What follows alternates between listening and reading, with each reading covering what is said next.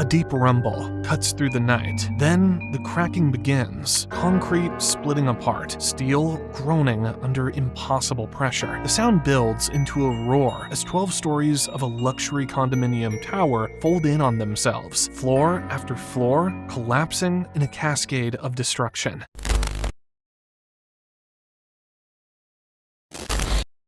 Get the fire truck's attention! In just 13 seconds, half of a building that had stood for 40 years is gone. Oh my God!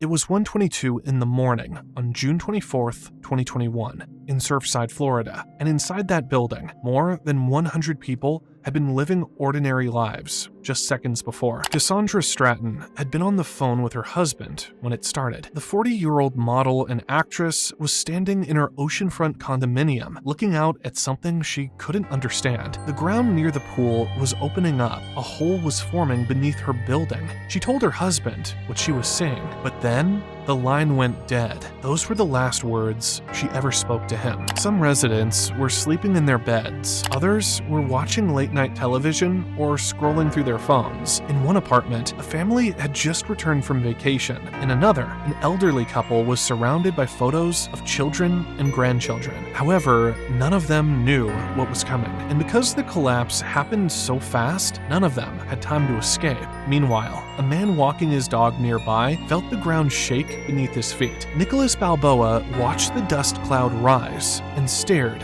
at what remained of Champlain Towers south. His first thought was devastating. No one could have survived this. But then he heard a scream. He followed the sound to the back of the debris pile, and there, in the chaos of twisted metal and broken concrete, he spotted something that stopped him cold. Small fingers, a child's fingers, wiggling through a gap in the wreckage. A boy was trapped under his mattress, buried alive in what had been his bedroom moments before. He had been sleeping peacefully, but now I think he's alive and hopefully he's gonna survive. Of destruction, hoping someone could see his fingers moving. He was one of the lucky ones. However, 98 others would not survive the night. This is the story of how a luxury beachfront condominium became a mass grave, how warnings went ignored for 3 years, how a building that families called home was quietly failing from the day it was built, and how 13 seconds changed everything.